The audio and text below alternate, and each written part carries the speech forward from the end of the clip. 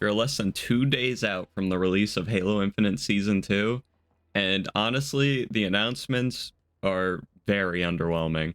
If you're watching this video, I assume you already know what's being added with the update, but for those that don't, I just want to cover it real quickly. First of all, we have 6 new modes coming to Halo. I'm just going to list them off as fast as I can and cover the few I find actually interesting. So King of the Hill is making a return, which to me is actually a shocker. I'm surprised this wasn't in the game in the first place, being such a classic mode enjoyed by a lot of OG Halo players.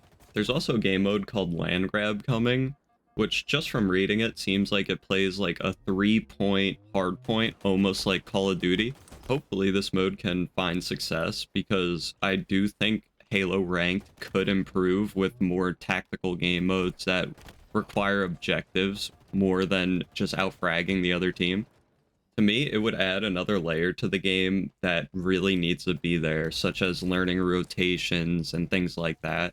The more a game can diversify its objective play really increases the skill cap and gives players who have already gotten top rank or Onyx, it gives them a reason to keep grinding and learn more about the game, and that in turn encourages more people to play because they see these players succeeding in ways that they can learn rather than just being good at aiming and things like that that not everyone can be great at.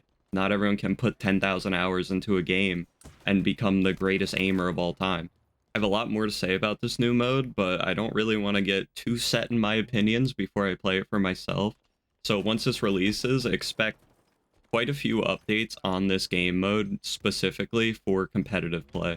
For the last 4 games, we have Ninja Slayer, Rocket Repulsors, Vampire Ball, and Rumble Pit. Ninja Slayer sounds really exciting to me. Ever since I started playing Halo Infinite, I was kind of surprised there wasn't a game mode like this already thought of and implemented into the game. The basic premise is you get unlimited ammo, energy swords, and grappling hooks. And that's it. You just go crazy against the other team, and it sounds like a fun time, especially with friends. I'm super excited to see how this plays out, and getting a squad together to try this out just seems like a good time. Rocket repulsors seems pretty self-explanatory. You get a rocket launcher and repulsors, and you go at it.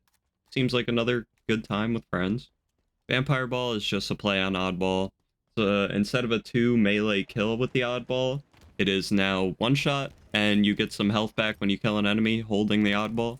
And Rumble Pit is a free-for-all mode. It seems like it's going to be almost like an action sack type of free-for-all mode, which could be fun. It definitely plays on the theme of this new season being lone wolves and all, so it's good to see more free-for-all modes being added for that community. Now, remember how I said in the beginning of the video how this update is rather disappointing? And up until this point, I've actually sounded pretty excited, but don't get it twisted. If we had a custom games editor, all these game modes could have most likely been made in that editor. But the cream of the crop, the most disappointing part about this is that we are only receiving 2 new maps, and Forge isn't coming until September. The first map is called Breaker, which seems to be another large desert map, which I don't know if we really needed. It seems like a lot of people don't really like Behemoth, and this just seems like another version of Behemoth. But we'll see how it goes. Maybe people end up liking it. The other map is called Catalyst. It's another Forerunner structure type map, supposedly inspired by Halo 3's Epitaph, but we'll see. That's a great map, and I don't know if you can really touch on its legacy. And this is where we get to the point where it's something I personally really wanted to talk about, and that is Forge. I feel like 343 really missed a big opportunity to fit in Forge as soon as possible. I understand that it's most likely not ready yet and still in development, but this mode needs to be pushed out fast.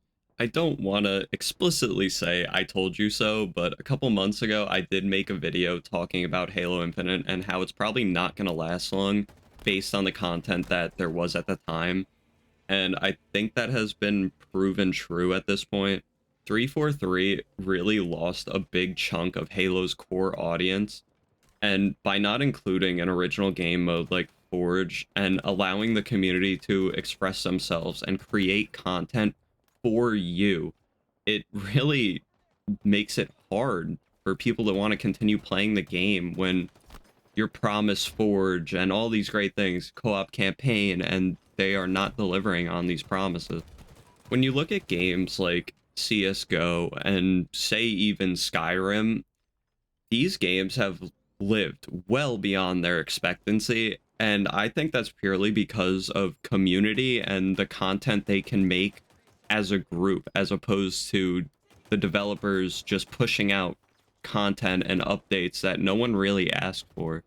In my opinion, Forge should be the #1 priority at 343 right now. By releasing it, even if it's not in the perfect polished state they want it to be, it's going to allow the community to make content and fill in those gaps where players feel they have done everything the game has to offer. And finally, there is one more game mode that I wanted to talk about at the end here because I think it's really interesting. It's called Last Spartan Standing, and from the sounds of it and what I've read so far, it seems like it's going to be a Battle Royale inspired mode, but not 100 players just dropped into a map. It's going to be 12 players on a big team battle map, and each player gets 5 lives, and upon each death, you get to upgrade your weapons, something along those lines. When Infinite released, a lot of big names in the streaming community said Halo Infinite will need a battle royale to survive, and a lot of the Halo purists said, no, this is not the way we want our game to go, and we don't think it'll help player count or keep players engaged. But when it comes to points like that, where you're looking from a purely purist perspective, you need to appeal to a broad audience as a development studio. And just by having this mode, if it gets a couple people to play and just try out the game and say they enjoy it, then maybe they'll start queuing ranked and start competing and become regulars and become part of that core fan base that you so desperately need back.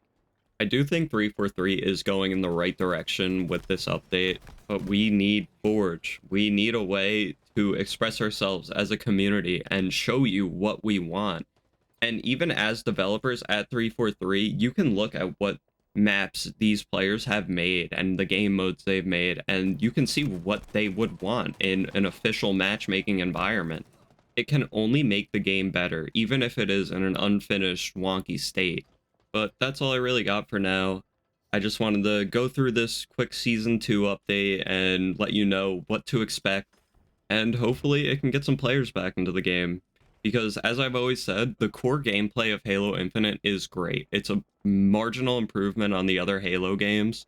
We just need content a little more quickly, 343.